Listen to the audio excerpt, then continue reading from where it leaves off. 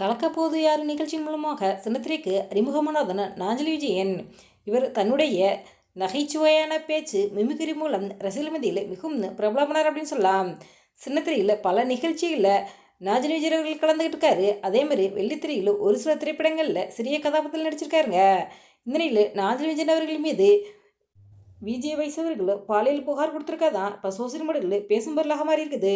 இந்த நிலையில் விஜய் வைசவர்கள் இன்டர்வியூவில் பேசும்போது நானும் நாஞ்சலி விஜயன் அவர்களும் 7 வருஷம் காதலிச்சம் கணவன் மனைவியாக வாழ்ந்தோம் அப்படின்னும் அவர் திருமணம் ஆன பிறகு கூட என் கூட நட்பில் தான் இருந்தார். அவருக்கு குழந்தை பிறந்த பிறகு தான் என்னை ஒதுக்குறாரு அப்படின்னு ரொம்பவே கண்ணீர் மல்க அந்த இன்டர்வியூவில் பேசியிருந்தாங்க.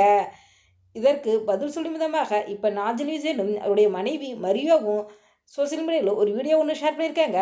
அதில் நாஞ்சலி விஜயன் அவருடைய மனைவி மரியா அவங்க பேசும்போது என்ன சொன்னாங்கடா, வயசு இப்படி பண்ணுவாங்கடே எதிர்பார்க்கவே இல்லை. ஏன் வயசு இந்த மாதிரி பண்ணுறீங்க? நாங்கள் சந்தோஷமாக இருக்கிறது உங்களுக்கு பிடிக்கலையா? அவர் இப்போ தான் பெரிய பிரச்சனைலேருந்து வெளியில் வந்திருக்காரு. இந்த நேரத்தில் அவர் மேலே புகார் கொடுத்துருக்கீங்க. நீங்கள் மாட்டுக்கு ஒரு செகண்டில் செஞ்சுட்டு போயிட்டீங்க. எங்களால் வெளியில் கூட தலை காட்ட முடியலை. அவருக்கு ஏதாவது பிரச்சனை வந்தால் யார் பதில் சொல்கிறது?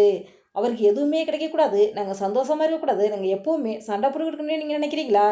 தயவுசெய்து இனிமேல் இந்த மாதிரிலாம் செய்யாதீங்க அப்படின்ட்டு மரியா ரொம்பவே எமோஷனலாக பேசியிருந்தாங்க.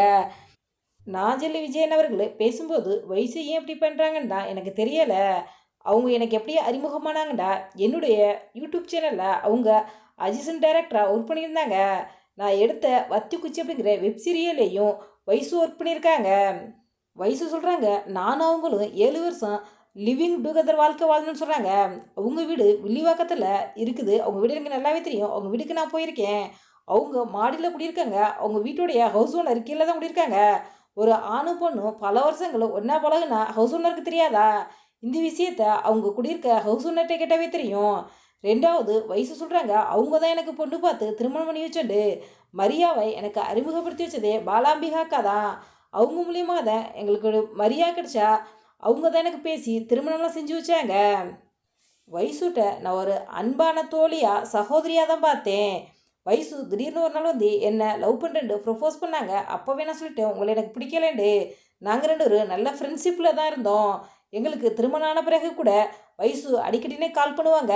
மிட் நைட்லலாம் கால் பண்ணுவாங்க. அப்போ என்னுடைய ஒய்ஃப் என்கிட்ட சண்டை போட்டாங்க. இதுங்க நேரங்காலம் இல்லையா, மிட் நைட்லலாம் ஃபோன் பண்ணுறாங்கன்னு சொல்லிட்டு அவங்களுடைய ஃபோன் நம்பரை என்னுடைய ஒய்ஃபு தான் யூடியூப்பு வாட்ஸ்அப் எல்லாத்துலேயுமே பிளாக் பண்ணி விட்டாங்க. நிறைய பேர் சொல்கிறாங்க திருநங்கையோட சாபம் சும்மா விடாதுண்டு. அவங்கள நான் திருநங்கை அப்படிங்கிறதுக்கெல்லாம் ஒதுக்கி வைக்கலைங்க.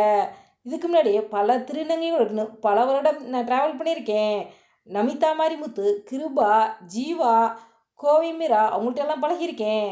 இப்போ வயசு புகார் கொடுத்ததை பார்த்துட்டு அவங்கள்ட்ட கால் பண்ணி வயசு ஏதோ ஒரு காரணத்துக்கு அந்த மாதிரி பண்ணுறா, நீ விடுப்பா நான் பார்த்துக்கிறேன் அப்படின்ட்டு சொல்கிறாங்க.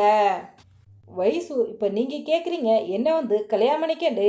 நீங்களே சொன்னீங்க இன்டர்வியூவில் நான் பாலியல் தொழிலெலாம் செய்திருக்கேண்டு. ஒருவேளை நான் உங்களை திருமணம் செஞ்சேன்னா உங்களை கடந்து போனவங்களாம் வந்து என்கிட்ட கேள்வி கேட்க மாட்டாங்களா, என் பொண்டாடி ஏன் கல்யாணம் பண்ணுண்டு? இப்போ உங்களை பார்க்கும்போது உங்களை கைடு பண்ண ஆள் இல்லையோ, நீங்கள் டிஃப்ரென்ஸில் இருக்கீங்களோ தான் எனக்கு தோணுது. நான் உங்கள்கிட்ட நல்லா பழகிட்டேன். இப்போ திடீர்னு பேசாமல் இருக்கிறனால இப்போ என் மேலே புகார் கொடுத்துருக்கீங்க. தயவுசெய்து இது மாதிரிலாம் இது மாதிரி பண்ணாதீங்க. நானும் மன்னிச்சிடுறேன். நீங்கள் உங்களுடைய வேலையில் கவனம் செலுத்துங்க. நான் இப்போ தான் கல்யாணமாகி குடும்பமாக வாழ்ந்துக்கிட்டு இருக்கேன். நான் பல கஷ்டங்கள்லேருந்து போராடி தன்னுடைய கடின உழைப்பால் தான் நல்ல நிலைமைக்கு வந்திருக்கேன். வயசு இப்போவும் சொல்கிறேன் கேட்டுக்கங்க. உங்களை எனக்கு பிடிக்கும். நீங்கள் மிகப்பெரிய ஆளாகணும், நீங்கள் நல்லா வரணுண்டு. நான் உங்கள்கிட்ட பழகிட்டு பேசாமல் இருந்தனால உங்களுக்கு ஏதாவது வருத்தம் ஏற்பட்டிருந்தா பகிரங்கமாக மன்னிப்பு கேட்குறேன் அப்படின்ட்டு அந்த வீடியோவில் நாஞ்சலி விஜயன் அவர்கள் பேசியிருக்காரு. இப்போ இந்த வீடியோ தாங்க சோசியல் மீடியாவில் பகிரப்பட்டு வயலாகி வருது. இந்த வீடியோ பற்றிய உங்களுடைய கருத்துக்களை எங்களுடைய கவனத்தில் கவனிங்க.